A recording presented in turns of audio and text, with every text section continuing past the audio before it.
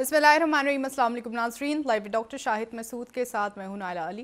नाज़रीन, वज़ीर आज़म शहबाज शरीफ साहब ने आज बाइख्तियार ख़वातीन प्रोग्राम का इजरा किया, जबकि पीपल्स पार्टी की जानिब से हुकूमत को 8 अगस्त को असम्बलियाँ तहलील करने का मशवरा दिया गया है। दूसरी जानिब वज़ीर ख़जाना इसहाक़ डार साहब की जानिब से बताया गया सऊदी अरब ने $2 अरब जो हैं वो जमा करा दिए हैं। इस समय दिन भर जो हम मौज़ूआत रहे उन पर बात करेंगे। हमारे साथ स्टूडियो में मौजूद हैं डॉक्टर शाहिद मसूद। अस्सलाम वालेकुम डॉक्टर साहब। वालेकुम जी, आपको भी डॉक्टर साहब, पीपल्स पार्टी की जानिब से 8 अगस्त को असम्बलियाँ तहलील करने का मशवरा दिया गया हुकूमत को, नून लीगी हुकूमत को, जबकि मुराद अली शाह साहब ने कहा है कि बिलावल भुट्टो जरदारी साहब जो हैं वो वज़ीर आज़म होंगे।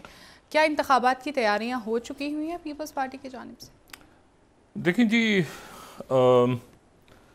मुस्लिम लीग नून की हुकूमत जो है इसको ज़ाहिर हम मुस्लिम लीग नून और उनके जो इत्तेहादी जमातों की हुकूमत कहते हैं, तो इसमें अब पाकिस्तान पीपल्स पार्टी एक इत्तेहादी जमात है और वो मौलाना फजलुर रहमान साहब ये कह चुके हैं कि वो जो है वो पीडीएम का हिस्सा नहीं है।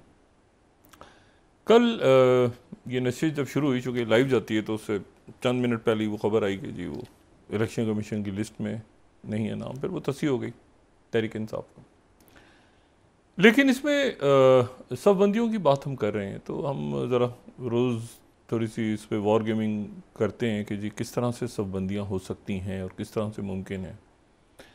एक तो यह है कि यकीनन तहरीक इंसाफ की जो क़यादत है वो जो मुस्लिम लीग नून और इत्तेहादी जमातों की पीपल्स पार्टी जितनी भी हुक्मरान जमातें हैं उनकी कैलकुलेशंस यही हैं और कराइन भी नज़र आ रहे हैं कि पाकिस्तान तहरीक इंसाफ की जो क़यादत और साबिक वज़ीर आज़म जो हैं वो इलेक्शन से पहले गिरफ़्तार और नाहल दोनों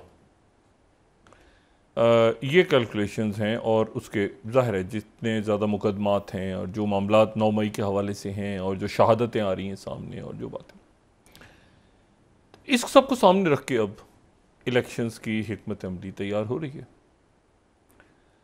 और उसमें जो अहम बात है वो ये है कि जो नवाज़ शरीफ साहब ने, देखें हर रोज़ चूँकि अब ज़ाहिर है कि जैसे जैसे दिन करीब आ रहे हैं इलेक्शंस की तरफ हो जा रहा है तो फिर मुख्तलिफ़ बातें हर रोज़ सामने आती हैं और फिर मुख्तलिफ़ प्लानिंग्स, मुख्तलिफ़ ऐलानात। जैसे आप ये देखें कि चंद रोज़ पहले अगर हम चले जाएँ, आज से कोई 1.5-2 हफ्ते पहले, तो जरदारी साहब बहुत कम इंटरव्यूज़ भी देते हैं और प्रेस कॉन्फ्रेंस तो बहुत ही कम। तो जरदारी साहब ने लाहौर में एक प्रेस कॉन्फ्रेंस की और वो जो प्रेस कॉन्फ्रेंस थी जिसमें उनके साथ गौहर इजाज़ साहब भी थे और बाकी ताजिर शख्सियात भी थी, तो उन्होंने स्पेसिफिकली एक बात की उसमें, यानी वो किसी और अंदाज में भी वो मईशत के ऊपर, मईशत के कई पहलू हैं ज़ाहिर है, लेकिन उन्होंने स्पेसिफिक एक बात की और उन्होंने कहा कि ज़राअत और बीज, उन्होंने जिक्र किया कि बीज लाके ख़ास जगह पे लगाए जाएं तो उसके नतीजे में इतनी ज़राअत बढ़ती है। तो यकीनन जरदारी साहब को इल्म होगा कि ये जो ग्रीन रेवोल्यूशन प्लान और ये जो सारा ऐलान हुआ है कल, एक बड़ा मंसूबा जिसमें शहबाज शरीफ साहब भी थे और आर्मी चीफ ने जिसमें बड़ी अहम गुफ्तगू की और ये सारे, तो यकीनन जरदारी साहब के जहन में वही सारा सिलसिला था कि जिसके हवाले से उन्होंने भी जो मईशत को लिंक किया उन्होंने ज़राअत के साथ, ठीक है, और उन्होंने भी वही जदीद टेक्नोलॉजी की बात की। उन्होंने कहा कि ये जो है वो मैं इसको मईशत को पढ़ता रहा हूँ और उन्होंने बात की कि मैं इसको इस तरह से ज़राअत होती है, यहाँ बीज लगाया जाए, ये किया जाए। और यकीनन उन्होंने उसमें ये भी कहा जरदारी साहब ने कि इलेक्शन जब हम चाहेंगे तब होंगे जी।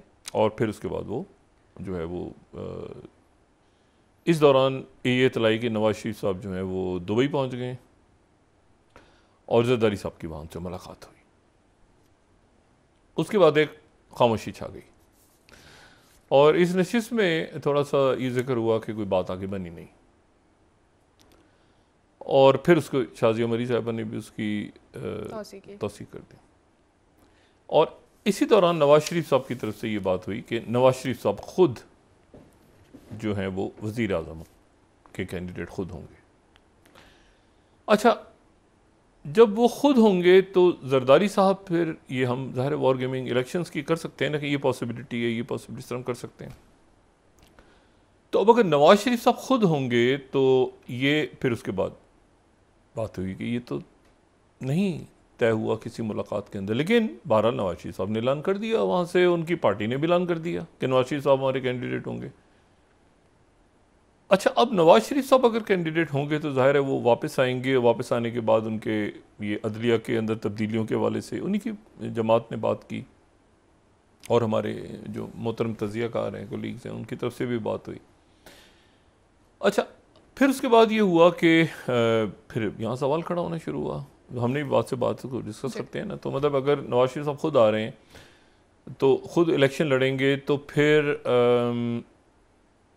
इस बात की क्या ज़मानत है कि वो उनके जो सारे कानूनी मसाइल हैं वो ख़त्म हो जाएंगे नवंबर के बाद, और कब तक ख़त्म होंगे, और या सितंबर के बाद जब तब्दीली आएगी सुप्रीम कोर्ट में। और ये जो फिर मरीम नवाज साहबा का क्या, क्योंकि देखें पंजाब को साथ लिए बग़ैर जो है, वैसे तो पंजाब के बग़ैर भी हुकूमत बन सकती है, वज़ारत उज़्मा बन जाती है पंजाब के बग़ैर भी, जैसे पीपल्स पार्टी की हुकूमत पंजाब के बग़ैर बनी थी ना। तो जो 5 साल जिसमें राजा परवेज़ रशीद साहब, यूसुफ रज़ा गिलानी थे, तो उसमें मुस्लिम लीग नून थी ना। पीपल्स पार्टी को शौक दरमियान में चुराया था थोड़ा सा, उन्होंने गवर्नर राज वगैरह लगाया था दरमियान में, लेकिन बहरहाल वो मतलब पंजाब जो है वो पीपल्स पार्टी का है कि इसको वापस किसी तरह से कुछ वहाँ पर उसको ग्रैब किया जाए, कुछ नशिस्तें वहाँ ली जाए। अच्छा, तो 2018 से पहले खैर वो हो गया जिसको मैं अनहोली अलायंस कहता हूँ कि भाई इधर ये हो गया, ये तय हो गया था पहले कि किस तरह से मामला होना है। और ये शायद पीपल्स पार्टी इसको एक्सपेक्ट नहीं कर रही थी, उनका ख्याल शायद ये था कि ये हुकूमत जो मेरी उनके उनका ये ख्याल था कि ये हुकूमत चूँकि मुस्लिम लीग नून की है और शहबाज शरीफ साहब को जो है जरदारी साहब ने बनाया है, यानी सपोर्ट किया उनको, तो अगली हुकूमत पीपल्स पार्टी की होनी चाहिए। अच्छा, ये उस वक्त कैलकुलेशन थी जब यानी सामने जो है वो तहरीक इंसाफ थी, और अभी तक तहरीक इंसाफ पे पाबंदी वगैरह सच नहीं हुई, तो वो जब होगी और सज़ाएं होगी और नाअहलियत होगी तो तब हम उस पर ज़ाहिर है कि एक डिफरेंट कर सकते हैं। अभी मैं वो बात कर रहा हूँ जहाँ इन्होंने ये कहा हुआ है कि जी इलेक्शन से पहले पहले ये सारा हो जाएगा, तो वो अगर नून की थी तो ये पीपल्स पार्टी की होनी चाहिए। वहाँ से नवाज शरीफ साहब ने ऐलान कर दिया कि अगले वज़ीर आज़म तो मैं हूँगा। अब अगले वज़ीर आज़म नवाज शरीफ साहब होंगे तो पीपल्स पार्टी जो है फिर वो यानी पीपल्स पार्टी की तरफ से अगर कोई इलेक्शन लड़ता है नवाज शरीफ साहब के ख़िलाफ़, और वो पहले भी बात हुई थी कि जरदारी साहब तो शहबाज शरीफ साहब के वक्त में सदर बन सकते थे, मौलाना साहब नवाज शरीफ के साथ नहीं बन सकते। 18वीं तरमीम के बाद तो नवाज शरीफ साहब सवाल ही पैदा नहीं, और नवाज शरीफ साहब अक्सरियत बगैर किसी बैसाखी कहना चाह रहे हैं। पीपल्स पार्टी के जो और मुस्लिम लीग नून के लोग हैं कि उनका कहना ये है कि 2 शख्सियात के ऊपर, अब ये वो बता रहा हूँ जो मुस्लिम लीग नून के लोग कह रहे हैं, वो कह रहे हैं कि 2 शख्सियात के ऊपर जो है ना हम नहीं करेंगे उनके ऊपर। हाँ, एक नदीम अफजल चंद साहब जो कि इंतहाई मुनासिब शख्सियत हैं पंजाब में, पीपल्स पार्टी के इंतहाई, यानी वो PTI में गए लेकिन बहुत यानी, और बाकी मुस्लिम लीग नून के लोग कहते हैं कि जी वो हम कायरा साहब को भी नहीं करेंगे। मैंने कहा कायरा कहते हैं नहीं यार ये, अच्छा मैंने कहा यार जो पॉपुलर जो सबसे यानी अच्छे फेसेस हैं तो आप उनको नहीं करेंगे, तो कह रहे नहीं बाकी हम देख लेंगे एडजस्टमेंट, ये तो मुझे लगा कि कोई बात ही बन नहीं रही। अच्छा, पीपल्स पार्टी तो जरदारी साहब नवाज शरीफ के साथ सदर कभी नहीं बनेंगे 18वीं तरमीम के बाद, क्योंकि नवाज शरीफ साहब के वक्त में तो हम ये कहते थे कि ममनून हुसैन साहब किधर हैं जी, और जरदारी साहब को तो उन्होंने बिल्कुल ममनून हुसैन साहब से भी कहीं पीछे रखना है, उन्होंने तो सवाल ही पैदा नहीं था। नवाज शरीफ वो भी अक्सरियत के साथ, यानी वो कह रहे हैं कि मुझे बैसाखी नहीं चाहिए, सवाल ही पैदा नहीं होता। और अच्छा, फिर पंजाब जाहिर है कि सिंध तो फिर होगा नहीं। देखिए सिंध के साथ वजीर आजम बना है, माजी में बना है और बनी है, ठीक है मोहतरमा, लेकिन तो ये है फार्मूला कि पंजाब ना हो तो भी वजीर आजम बन सकता है। जैसे हुआ ना शहबाज शरीफ थे तो वहाँ पे राजा परवेज़ रशीद थे, यूसुफ गिलानी, पंजाब तो नहीं था, तो पंजाब के बगैर भी बन सकता है वजीर आजम। लेकिन बात यह है कि वो बहरहाल पंजाब है। अच्छा, और वहाँ पर फिर आपको ज़रूरत रहती है इत्तेहादियों की, हमेशा इत्तेहादियों की ज़रूरत रहती है। अगर आपको बहुत सारे इत्तेहादियों की ज़रूरत होती है। वो सीटों की डिस्ट्रीब्यूशन इस तरह से है, अननेचुरल केपी आपके साथ आ जाए तो मतलब एक डिफिकल्ट है। अब सवाल यह है कि अगर नवाज शरीफ साहब वज़ीर आज़म है तो फिर शहबाज शरीफ साहब कहाँ हैं? क्योंकि शहबाज शरीफ साहब तो हमें इस्टेब्लिशमेंट के बहुत करीब नज़र आ रहे हैं, ज़्यादा ही करीब नज़र आ रहे हैं। बहुत करीब। शहबाज शरीफ साहब बड़े ज़बरदस्त एडमिनिस्ट्रेटर, ज़बरदस्त हैं और बड़े यानी अच्छे नफीस आदमी हैं और पंजाब में इन्होंने सर्व किया, बड़े अरसे बड़ा काम किया। इनकी आवाज़ भी बहुत अच्छी है, बहुत अच्छा गाना गाते हैं, बहुत अच्छा गाते हैं। थोड़े दिनों में हो सकता है नाते वगैरह पढ़ें। तो वो हालात के लिहाज से जाहिर है कि अपने आप को उनके अंदर मुकम्मल वो है सलाहियत। तो बात ये सारी कि अब शहबाज शरीफ साहब तो इस्टेब्लिशमेंट के बहुत करीब हैं। अच्छा, और करीब उसमें देखें उन्होंने खुल के बात की आज, और बात मुनासिब। उन्होंने ये कहा कि जैसे सऊदी अरेबिया की तरफ से पैसे आए हैं। अच्छा, ये पैसे और साथ उन्होंने वो बात जो की वो बिल्कुल दुरुस्त शहबाज शरीफ साहब ने की कि ये अच्छा नहीं लगता। मतलब वो साथ साथ ये बात कह भी देते हैं, जो बात दुरुस्त होती है कि ये कोई फ़ख्र की बात नहीं है कि हमें अच्छा नहीं लगता कि हम बार बार उधार ये सऊदी अरब से लें।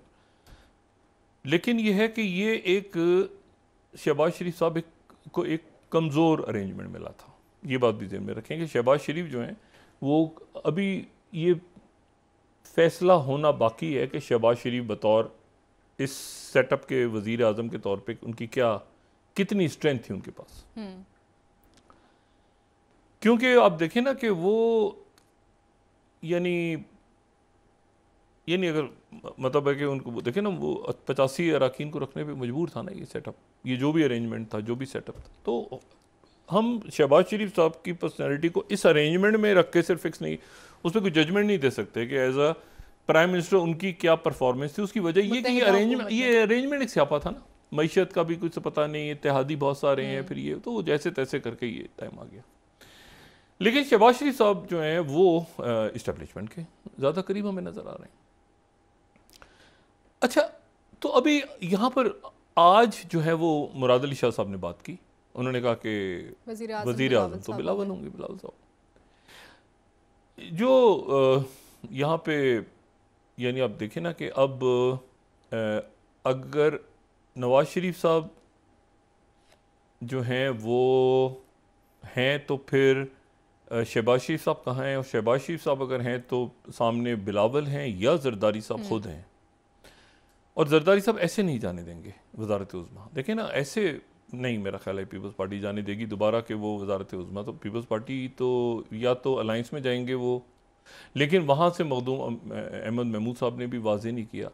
ये चीज़ें आने वाले दिनों में क्लियर होंगी, क्योंकि इस हद तक जो पीपल्स पार्टी ने तकरीबन जो यहाँ इस्लामाबाद में उनके रहनुमाओं से बात हुई, उन्होंने तकरीबन काबीना तक फाइनल कर ली थी।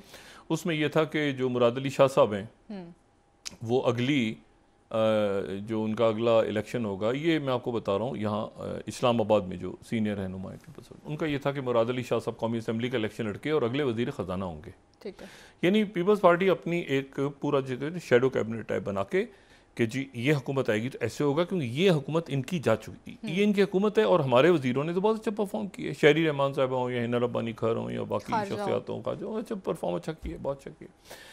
तो और नवीद कमर साहब तिजारत को ही कंटिन्यू करेंगे। तो मतलब वो उनका एक पूरा, अब बीच में आ गए, पहले तो आए नवाज शरीफ साहब, और फिर ये तासुर 24-48 घंटों में पिछले आ गया कि वो तो शहबाज शरीफ साहब ज़्यादा ख्वाहिशमंद है। हाँ, ये नहीं ख्वाहिशमंद नहीं है, उनकी कुर्बत है, ख्वाहिशमंद नहीं, एक इस्टेब्लिशमेंट के साथ उनकी सिनर्जी नजर आई है ना। तो वो एक उन्होंने आज शुक्रिया भी अदा किया। उन्होंने कहा जी बाहर से, क्योंकि सऊदी अरेबिया के साथ यूएई के साथ हमारे स्ट्रेटेजिक ताल्लुकात हैं, तो वो जाहिर है कि जब एक रियासत एक ऐसी जगह पे पहुंच जाती है, गवर्नमेंट्स तो यानी आप देखें ना एक मजबूत अरेंजमेंट तो ये नहीं था ना, तो जाहिर है कि फिर उसमें मिलिट्री लीडरशिप आई, और मिलिट्री लीडरशिप आई और उन्होंने एक्नॉलेज भी किया, शहबाज शरीफ साहब ने भी किया और इसाक डार साहब ने भी किया। यहाँ पर फिर वही बात आ जाती है कि जरदारी साहब ने वहाँ पर जाने से पहले बात की कि ज़राअत के हवाले से, और उन्होंने कहा कि इसमें 100 बिलियन मैं लेकर आऊँगा इन्वेस्टमेंट 100 बिलियन।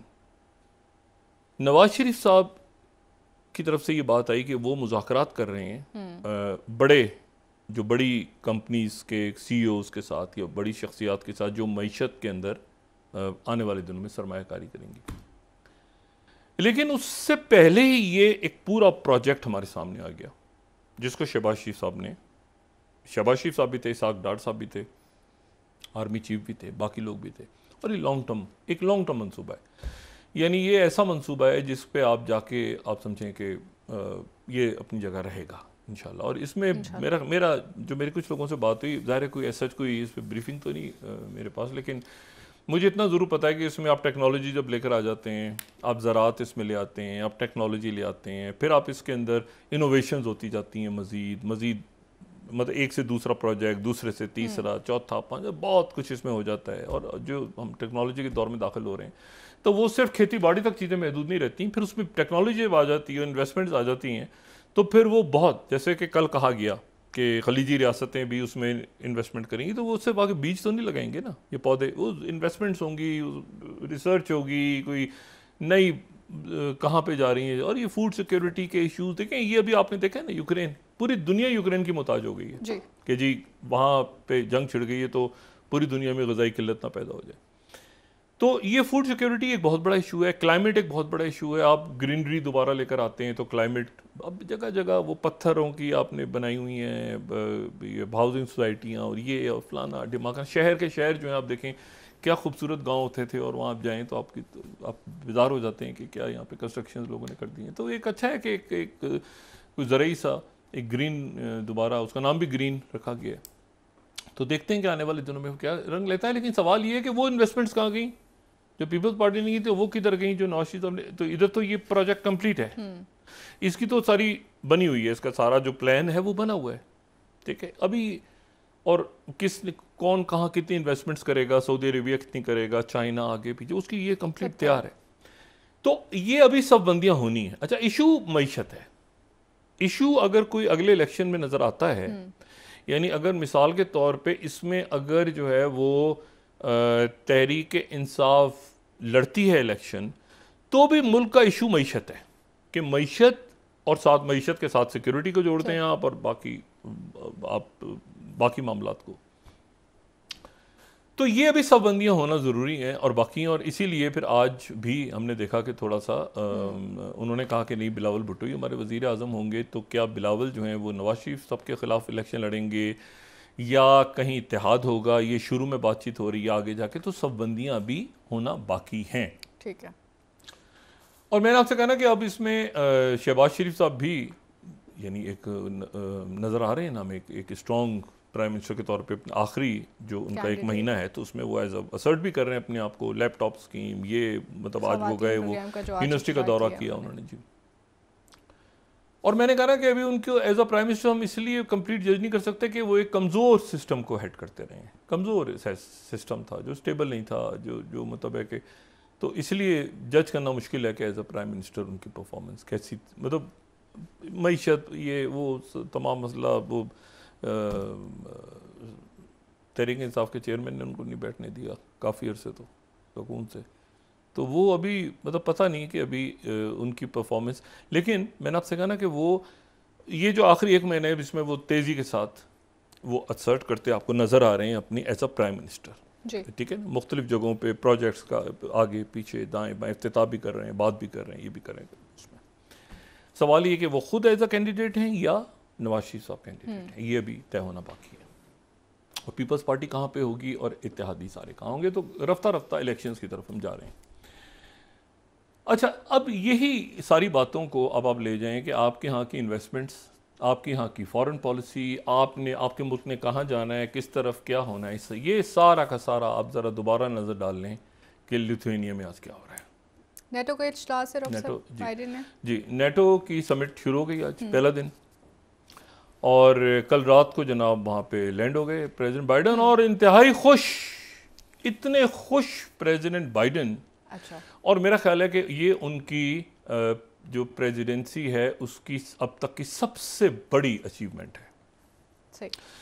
और जब से यूक्रेन की जंग शुरू हुई है, जो कि एक डिज़ास्टर की तरफ बढ़ती नज़र आ रही थी और कोई सर पैर उसका नहीं था, वो एक उसमें उनको एक बड़ी कामयाबी इसलिए हासिल हुई है कि टर्की ने स्वीडन को तस्लीम कर लिया है कि हम नेटो में प्रेसिडेंट तैयब अर्दोगन की जो मुलाकात हुई स्वीडन के प्राइम मिनिस्टर से, उसके बाद हमारे सामने प्रेस स्टेटमेंट भी आई नेटो की, अगर हम दिखा सकें यहाँ पे, तो प्रेस स्टेटमेंट जो आई हमारे सामने, तो उसमें उन्होंने ये कहा कि जी ये जो है ये हमारी मुलाकात हुई है और ये उसमें काफ़ी हद तक मतलब ये प्रेस स्टेटमेंट, और उसमें यही था कि रजब तैयब अर्दोगन जो हैं और उल्फ क्रिस्टोन्स जो हैं स्वीडन के और नेटो के सेक्रेटरी जनरल, इनके दरमियान मुलाकात हुई और दोनों एग्री कर गए कि एंटी टेररिज्म पे ले और नेटो के ऊपर, ठीक है, नेटो पे एग्रीमेंट हो गया, ठीक है, कि टर्की ने अपनी जो उनके जो इतराज़ात थे नेटो के ऊपर से वो उन्होंने हटा लिए। यानी इसका मतलब है कि स्वीडन और फिनलैंड दो मुल्क ऐसे हैं जो कि अब नेटो का रुकन बनने जा रहे हैं, ठीक है। अच्छा, और उसके बदले में जो वहाँ पे फॉरेन रिलेशंस कमेटी के सेनेट के सरबराह हैं, उन्होंने कहा कि मेनेंडिस, सेनेटर बॉब मेनेंडिस, उन्होंने कहा कि जी हम बात कर रहे हैं कि F-16 तैयारों के ऊपर फौरी तौर पे जो पाबंदी लगी हुई थी टर्की के ऊपर से वो हटाई जाए। टर्की का कहना ये है कि नहीं, F-35 वो $2 अरब का जो $20 अरब का शायद कोई उनका प्लान था, लेकिन उसमें F-35 तैयारे भी थे और 80 किट्स भी थी F-16 तैयारों की। कोई उनका जो जब इन्होंने S-400 का मुआहदा किया था रशिया के साथ, तो सस्पेंड हो गया था 4-5 साल पहले, तो वो उसके ऊपर वो गौर करेंगे। और साथ ही जो EU के, यूरोपीय यूनियन के जो सरबराह हैं, यूरोपीय यूनियन काउंसिल के चार्ल्स मिशाल, तो उनके साथ भी मुलाकात हुई और वो EU के अंदर भी जो एंट्री है टर्की की उसको तेज, यानी अगर आप समझें कि किसी शख्स को सबसे ज़्यादा अगर नेटो के ममालिक अमेरिका, आज मुलाकात होगी प्रेसिडेंट बाइडन की और टर्क प्रेसिडेंट की, और सबसे ज़्यादा अगर किसी को तमाम वेस्टर्न कंट्रीज़ नेटो की अगर किसी शख्स की तारीफ़ें कर रहे हैं आज और उसके शुक्रगुजार हैं, ममनून और मशकूर हैं, तो वो टर्किश प्रेसिडेंट हैं, जिन्होंने बड़ी हजीमत यानी बहुत दे दिया इस वक्त कि फिनलैंड भी और स्वीडन भी 1 साल के अंदर अंदर तेज़ी के साथ वो एंटर हुए और वो हाँ, अभी पार्लियामेंट का इजलास होगा, उसमें ये जो प्रेसिडेंट अर्दोगन का जो भी कमिटमेंट है वो पूरी करेगी टर्किश पार्लियामेंट, लेकिन इसमें ये हो जाएगा, ठीक। अच्छा, अब इसमें ये एक बहुत बड़ी मूव है, यानी अब आप ये देखें ना कि अब वहाँ यूक्रेन डिस्कस हो रहा है सिर्फ, अब यानी आज का दिन, पहला दिन गुजर गया, आज रात को खाना वगैरह सारा साथ वहाँ पे डिनर है बड़ा ज़बरदस्त, उसमें शिरकत के लिए ज़ेलेंस्की भी पहुँच गए हैं यूक्रेन से, गुस्से में नाराज़ हैं कि भाई मुझे आपने क्या, मतलब इतने अरसे से आपने लारा लप्पा 2008 से दे के रखा हुआ है और मैं शामिल नहीं हुआ, और जो पिछले साल जिन्होंने अप्लाई किया उनको आपने शामिल कर लिया है, स्वीडन को और फिनलैंड को, तो मैं तो 2008 से मैं और जॉर्जिया हमने लड़ाई भी लड़ी है और सब मुसीबत में फंसे हुए हैं। रशिया का रिस्पॉन्स अभी तक इस पर नहीं आया, लेकिन एक बात ध्यान में रखें, जो भी फैसले होते हैं ना, मैं हमेशा ये कहता हूँ कि हिस्ट्री को आप नहीं भूल सकते, और हिस्ट्री में ध्यान में रखें कि सल्तनत उस्मानिया मुसलमान दुनिया का मरकज़, ठीक है, और 16वीं सदी से आप शुरू करें तो 20वीं सदी के आगाज़ तक मुसलमान दुनिया का मरकज़ सल्तनत उस्मानिया, और सल्तनत उस्मानिया के मद्दे मुकाबिल ऑर्थोडॉक्स क्रिश्चियनिटी का मरकज़ सल्तनत रूस जी। और सल्तनत उस्मानिया अगर टूटने की सबसे बड़ी वजह, एक तो ये है ना कि यहाँ नजद में और ये लॉरेंस ऑफ अरेबिया और ये सारा जो टी लॉरेंस और ये सारा हम सुनते हैं, लेकिन जो सल्तनत उस्मानिया असल कमज़ोर हुई है ना, वो सल्तनत रूस से लड़ के हुई है, यानी रशियंस के साथ जो मुस्तकिल लड़े। अब ऊपर देखें ना, नीचे तो कोई, नीचे से अरब थोड़ी लड़ रहे थे, यहाँ से तो नहीं, यहाँ तो एक मिस्र के अंदर बगावत हुई थी, बाकी तो छोटे छोटे मामला होते रहते थे, लेकिन जो प्रॉपर एम्पायर अगर कोई दो लड़ी हैं तो वो लड़ी हैं सल्तनत रशिया और सल्तनत उस्मानिया, और ये लड़े दोनों, और दोनों लड़के इनकी लड़ाई ख़त्म हुई है पहली जंग अजीम पे, और किस तरह ख़त्म हुई है कि दोनों टूट गए, ठीक है। उधर रशिया रशिया भी जो है वो ख़त्म हो गया ना, ज़ार रूस, वो एक सोशलिस्ट मुल्क बन गया और ये एक सेकुलर मॉडर्न सेकुलर मुल्क बन गया, ये खिलाफत ख़त्म हो गई। तो दोनों ही एम्पायर्स टूट गई, लेकिन इनकी लड़ाइयाँ खूब हुई। और एक इलाका ऐसा था जो कि रशिया पहला मुसलमान इलाका जो कि कोई क्रिश्चियन छीन के ले गए मुसलमानों के हाथ से, और वो इलाका था क्रीमिया। इसीलिए आज तक तुर्की क्रीमिया क्योंकि क्रीमिया ऑटोमन एम्पायर का हिस्सा था, तो क्रीमिया की वजह एक बहुत बड़ी है कि जो आप देखें कि क्रीमिया की इन्वेजन जो 2014 वाली जंग थी उसको नहीं मानते जो तुर्क हैं, वो इसलिए क्योंकि क्रीमिया को रशिया छीन के ले गया था, ठीक है, कैथरीन द ग्रेट। तो अच्छा, अब उसमें जो है तो ये पीछे की मेमोरीज, पीछे लड़ाई होती रही, जंग होती रही, उसके बाद इनकी दोस्ती हो गई, सुलह हो गई और बड़ा अच्छा काम चलता रहा आगे, ठीक है। लेकिन फिर उसके बाद जैसे दूसरी जंग अजीम खड़ी हुई तो फिर दोनों आमने सामने, यानी कोल्ड वॉर हो रही है। ये तो कोल्ड वॉर के अंदर ये जो तुर्की है ये तो वेस्टर्न पावर्स की फ्रंट लाइन थी नेटो की, और उधर सोवियत यूनियन था, और तुर्की के मिसाइलों पे तो क्यूबा का क्राइसिस खड़ा हुआ था। तुर्की तो अमेरिका, तुर्की, पाकिस्तान, इराक, ये सारा, ईरान, ये जो आरसीडी उस जमाने में सारा सेंटो सीटो ये वो, तो टर्की तो अमेरिकन कैंप में था, और टर्की का फड्डा किससे था? Soviet union, front line state, बिल्कुल बड़ा इंपॉर्टेंट था टर्की कोल्ड वॉर के दौरान। तो एक हिस्ट्री है, माजी है जो कि चल रहा है, जो कि सदियों पुराना है, कि टर्की और रशिया की फिर सुलह भी हो गई, दोस्त भी हो गए, कई मामलात पे साथ भी हैं, लेकिन आपको सीरिया में भी इख्तलाफ नज़र आता है, लीबिया में भी नज़र आता है, और सबसे बढ़ के आर्मीनिया और आज़रबाईजान में। आर्मीनिया मुसलमान है और आज़रबाईजान आर्मीनिया के अंदर एक फड्डा नज़र आता है, वो उधर रशिया। तो अभी तक रशिया का रिस्पॉन्स नहीं आया, क्योंकि तैयब अर्दगन जो हैं, ये अभी तय नहीं हुआ कि तैयब अर्दगन कितना वेस्ट की तरफ गए हैं और कितना उन्होंने बैलेंस अपनी रखी है दरमियान में, क्योंकि उनके दो इश्यूज टर्की के कभी रिजॉल्व नहीं किए यूरोप ने। एक तो यूरोपीय यूनियन उस वक्त भी नहीं हल हुआ जब ये इराक वॉर, यूरोपीय यूनियन ने उनको रखा हुआ, और फिर असला वगैरह तो खैर इशू नहीं है, ये अमेरिका से नहीं मिलता तो अब चाइना से नहीं मिलता, रशिया से ले लेते, वो इशू नहीं है आज की दुनिया में। फ्रांस से ले लेते हैं कि जो जर्मन, मतलब असला आज की दुनिया में खरीदना कोई इशू नहीं है।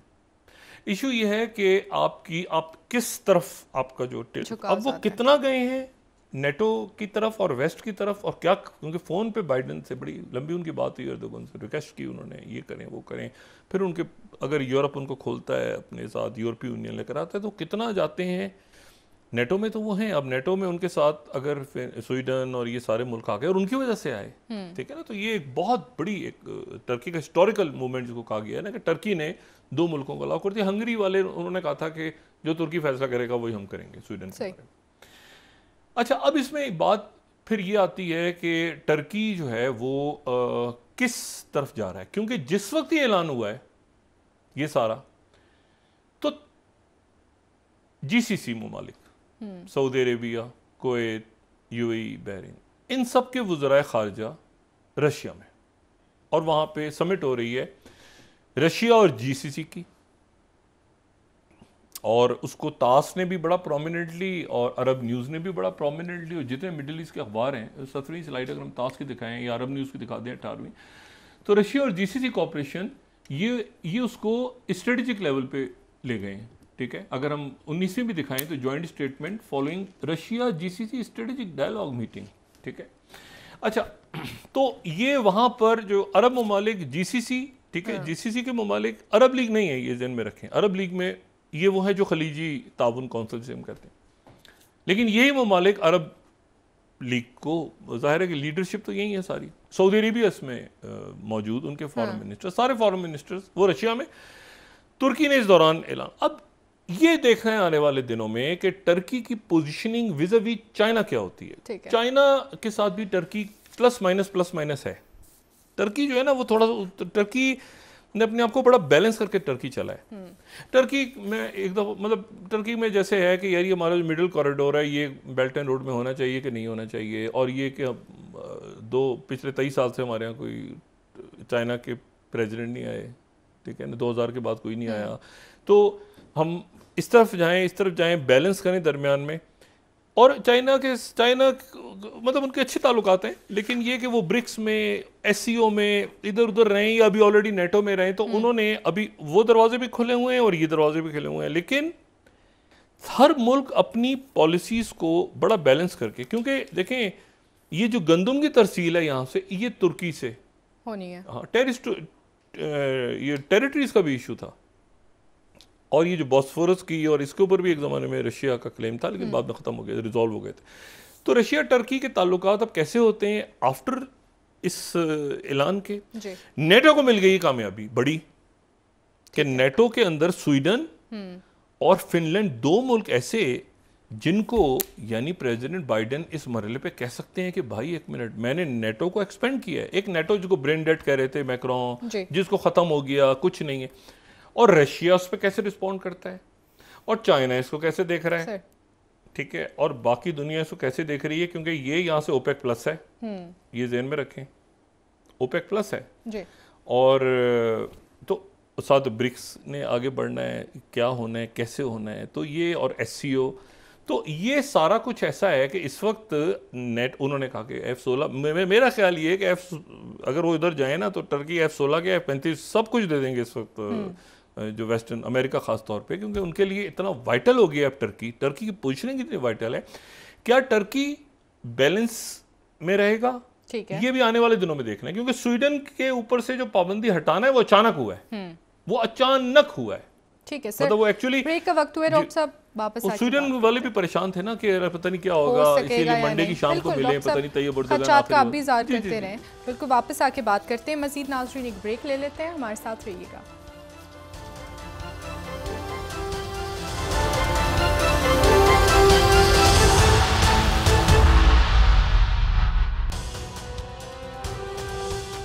वेलकम बैक नाज़रीन। जी डॉक्टर साहब, परवेज़ इलाही साहब की दरख्वास्त जमानत मंजूर हो गई है और उनको रिहा करने का हुक्म दिया है अदालत ने। देखें अब उनकी रिहाई होती है नहीं, लेकिन इसमें मतलब जो मैंने कल भी बात की थी ना कि ये बात बड़ी अजब सी है कि जी वो अगर बात मान लेंगे, मतलब शुजात साहब की बात मान लेंगे तो वो रिहा हो जाएंगे करप्शन केसेस में, और अगर नहीं मानेंगे बात और तो वो मोना सिलाई साहब की बात सुनते रहेंगे तो करप्शन के केसेस अपनी जगह रहे। मतलब ये तो बड़ी, मतलब इसको ऊपर अब क्या, इसके ऊपर क्या तबसरा किया जाए, ठीक है।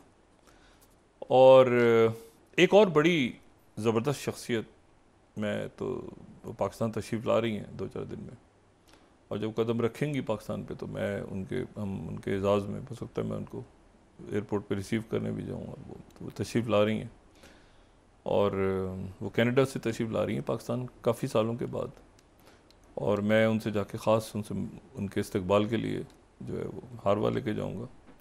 मंजूर कादिर साहब उन्हें कहते हैं, एक ज़माने में गलती से मैं उनको मंजूर काका कह के मैंने उनकी शायद तौहीन कर दी थी, कराची जो सिंध वाटर बोर्ड वगैरह और उसके तो वो आ रहे हैं मेरे ख्याल से 2-4 दिन में वापस, तो कोताही हो गई थी उनसे जाके, मैं काफ़ी करप्शन केसेस वजह से उनके ऊपर बने हुए थे, लेकिन अब वो चूँकि तशरीफ़ ला रहे हैं हम भी जाके माजरत कर लें, गलती हो गई थी। तो ये मैं आपको सिर्फ ये बताऊं कि ये जो है ये इसमें अब ये बड़ा अजब सा मामला है कि इसकी इक्वेशन जो है ना, सब बंदियों की इक्वेशन नहीं समझ, मैं इसको जिस तरह से भी उस वक्त तो ये बन गया था ना फौरी तौर पे, और जो यानी साबिक वज़ीर आज़म की हुकूमत गिरा के तो जो भी चीज़ सामने आई वो बन गई, लेकिन वो बड़ी चलें जैसी तैसे बन गई, ठीक है ना। और जो सुकून वाली वजारतें थीं वो पीपल्स पार्टी ने ली और उसमें काम ठीक हुआ, अच्छा हुआ, और इधर जो है जिसमें मुसीबतें थीं वो सारी इधर आ गई, मईशत समय जो कि आखिर में जाके बाहर आ, ये अच्छा हुआ कि हम उससे हम निकल जाएँ, ये निकलना पड़ेगा हमें। अब आगे हम ज़ाहिर प्रोग्राम में जाते हैं मार्च में, उस वक्त तक एक और प्रोग्राम में जाना पड़ेगा पाकिस्तान, कुछ अर्सा लगेगा, एकदम तो नहीं ठीक होगी ना मईशत रिफॉर्म्स और ये सारा कुछ। और ये मैं हमेशा कहता हूँ ये बड़ा ज़रूरी है कि आप ये देखें कि रिफॉर्म्स आपने कैसे करनी है, और आहिस्ता आहिस्ता शुरू करें अगर कर सकते हैं हमारे काबरीन उसको। ये तो एकदम तो नहीं कर सकते ना कि पूरे मुल्क, अभी देखें खबर ये आ रही है, ये पीछे बारिश हुई 2 बच्चे गिर के खुले गटर में। अभी गटर के ढकने कौन ले जाता है उठा के? मतलब देखें ना, इशू ये है सारा कि गटर के ढकने या ये ढकने, फिर यानी अजीब सा मुल्क, इसमें लोग भी ले जाते हैं, पता नहीं चरसी हैं कौन है, खुदा जाने। बच्चे 2 उसमें गिर के भी डूब गए। अभी जब मैं आ रहा था तो ये खबर आई थी 2 गलियां छोड़ के। तो इशू ये सारा कि अब इसमें ये तो रिफॉर्म्स करने हैं और साथ तो ये क्लाइमेट का देखें क्या हाल हुआ है। यहाँ पर आपके पास भी क्लाइमेट, इंडिया में बारिशें, उधर वो कहीं फॉरेस्ट फायर शुरू हो जाती है अचानक, यूरोप में कहीं अमेरिका में। तो ये इश्यूज आने वाले दिनों में, इसके साथ बराह रास्त आपकी फूड सिक्योरिटी इन्वॉल्व है। ये कहीं जंग छिड़ गई, कहीं कुछ हो गया, सप्लाई चेन्स बंद हो जाती हैं, रुक जाती हैं, आपके पास कम से कम खुराक तो हो ना, कि आप मुताज तो ना हो जाएंगे। जो स्विस कैनाल बंद हो गई थी 56 में, तो अब उधर जंग छिड़ गई है, ब्लैक सी से गंदम कैसे आएगी? तो इसको हमने ये ठीक करना है सारा मामला। अब इसमें ये जो मैंने आपसे कहा ना कि इसकी ये 2 दिन के बाद एक तो ये क्लैरिटी आएगी कि नेटो कितना स्ट्रांग हो और प्यूटिन किस तरह लेके गए। इसमें देखें एक बात बड़ी इंपॉर्टेंट कि इसी नेटो की अनाउंसमेंट से पहले टर्की और चाइना और अमेरिका के दरमियान जो है ना वो मुज़ाकरात अच्छे गए। उनकी सेक्रेटरी ख़जाना यहाँ से चली गई और अच्छा दौरा करके गई। अब उसमें क्या पाबंदियां हटी क्या नहीं हटी, लेकिन अभी यानी कौन सी कंपनीज के ऊपर क्या, लेकिन वो जो है वो डी कपलिंग के खिलाफ है। वो कहती हैं कि मईशत को अलग रखा जाए और इसको, क्योंकि ना अमेरिका के लिए भी जगह है दुनिया में, चाइना के लिए भी जगह है, तो मईशत हमारी भी डिस्टर्ब नहीं होनी चाहिए इधर। ये वो हॉकिश नहीं है। वो सबसे ज़्यादा डव अगर कोई पर्सनैलिटी है इस पूरी बाइडेन एडमिनिस्ट्रेशन में तो वो ये सेक्रेटरी ख़जाना है। ठीक है, जेनेट येलेन जो है तो बड़ी ज़बरदस्त खातून है और इन्होंने बड़े तरीके से वो 4 दिन गुजारे, इनको प्रोटोकॉल भी, मुलाकातें भी, सब कुछ। तो चाइना इसको कैसे देख रहा है और चाइना कैसे देख रहा है कि ये यहाँ पे हुआ? अच्छा, चाइना का नाम आता ही नहीं आता। असल तो मसला इशू ये है ना, नेटो के इजलास में चाइना का नाम आता है कि नहीं आता। और वहाँ ये भी तो है ना, सारे जापान के प्राइम मिनिस्टर भी हैं और ऑस्ट्रेलिया के प्राइम मिनिस्टर भी हैं और न्यूजीलैंड भी है और ये सारे मुल्क। तो अब एक तो यूक्रेन को देखना है, दूसरा प्रेसिडेंट बाइडेन अगर चाइना का नाम ना भी डलवा सके तो स्वीडन और फिनलैंड को वो मेंबरशिप दिलवा गई, ये बड़ी बात है। और ये यहाँ के लिए डिस्कस हो रहा है इसराइल मॉडल या वेस्ट जर्मनी मॉडल यूक्रेन के लिए। अगर फौरी मेंबरशिप या तो फौरी तौर पे तेज कर दिया जाए इनका प्रोसेस मेंबरशिप का। इसराइल मॉडल ये है कि कोई मुआहदा नहीं है इसराइल के साथ, कोई रिटर्न एग्रीमेंट नहीं है, लेकिन इसराइल को देखें ना अमेरिका किस तरह दुनिया में उसने संभाल के रखा हुआ है, लेकिन कोई रिटर्न एग्रीमेंट नहीं है, कोई किसी किस्म की डिफेंस, वो खामोशी। लेकिन एक तो इसराइल मॉडल है कि आप कमिटमेंट ना करें, किसी डिफेंस ट्रीटी में ना जाएं। वो कहते हैं फ़लस्तीन के भी साथ हैं, इनके भी साथ होंगे, तो लेकिन इसराइल उनका बच्चा है। तो अब इशू ये है कि वो इसी तरह से, तो एक तो इसराइल मॉडल है कि इसराइल की तरह वो बिल्कुल यूक्रेन को अडॉप्ट कर लें। दूसरा जो है वो है वेस्ट जर्मनी फार्मूला, कि वेस्ट जर्मनी जो है वो मतलब एक तरह से जंग ही छिड़ी रही ना, 2 हिस्से बन गए, एक हिस्सा नेटो में चला गया, ईस्ट जर्मनी इधर आ गया। लेकिन फिर उसके लिए तो तस्लीम करना पड़ेगा ना कि ये यूक्रेन वाकई 2 हिस्सों में टूट चुका है, क्योंकि रशिया तो किसी तरह जाने से रहा। ये वो फार्मूला है जो चाइना भी दे चुका है कि तकसीम जो जहां है वहां रुक जाए और यहाँ पर एक, तो इसका मतलब है यूक्रेन तो देखें, यूक्रेन तो अब मेरा ख्याल है कि ये आगे बढ़ेगा। इस समिट के फौरन बाद अगर यूक्रेन में पूरी रशिया की कोशिश होगी कि जितना हिस्सा ले सकता है ले, ठीक है। यहाँ पर फौरी तौर पे अगर वो प्रोसेस तेज करते हैं, उससे पहले रशिया की जो अभी तक समझ आ रही है उन्होंने ये था वैगनर भी हमारे साथ हैं, ठीक है ना। वैगनर ग्रुप का अंदर कोई तकसीम नहीं है, ये वो सारा किसी एक शख्सियत को अगर प्रेसिडेंट पुतिन ने इत्तेमाद में लिया होगा पूरी दुनिया में, तो इस वैगनर ग्रुप की तो वो प्रीमियर शी जिनपिंग को लिया होगा, ठीक है, उनको लिया होगा इत्तेमाद में चाइना को, और चाइना ने यकीनन देखा होगा कि क्या हो रहा है पड़ोस में। तो ये मेरा ख्याल है कि ये कमिंग डेज के अंदर ये जो नेटो की समिट में क्या होता है, उसके बाद ये ब्लॉक्स किस तरह नए इमर्ज होकर सामने आते हैं, टर्की किस तरह बैलेंस करता है बिटवीन नेटो एंड बिटवीन, हाँ, क्योंकि देखिए ना टर्की का इंटरेस्ट जो है ना सेंट्रल एशिया में भी, जो टर्की काउंसिल है ना, और जो वहाँ पर भी टर्की पुरानी हिस्ट्री है ना, मतलब टर्की अपने हवाले से देखता है ना चीज़ों को। मतलब टर्की ये नहीं कि वो रशियन आंख से देखेगा या चाइना की आंख से देखेगा, पाकिस्तान की आंख से देखेगा, उनके अपने इंटरेस्ट। ये सारे टर्की कबाइल हैं, ये जो टर्की काउंसिल बनाई हुई, तुर्क कबाइल वहाँ बसे हुए हैं आके। और ये मैंने आपसे कहा ना कि सल्तनत उस्मानिया टूटने की वजह अरब बगावतें नहीं थी, बल्कि रशिया के साथ मुसलसल जंगें थी। और अच्छा, जितनी जंगें हुई ना, सारी ऑटोमोबाइल्स ने हारी। सर बहुत रशिया शुक्रिया सब में जीत गया, ये कमाल की, इसलिए वीक हुई ना ऑटोमोबाइल जी। बहुत शुक्रिया नाज़रीन, प्रोग्राम का वक्त खत्म हुआ। कल इंशाल्लाह दोबारा आपसे मुलाकात होगी। मुझे नाइला अली को इजाज़त दीजिए। अल्लाह हाफ़िज़ जी। अपने दोस्तों रिश्तेदारों, गिरदो नवाह के लोगों का सब ख्याल रखिएगा। अल्लाह हाफ़िज़।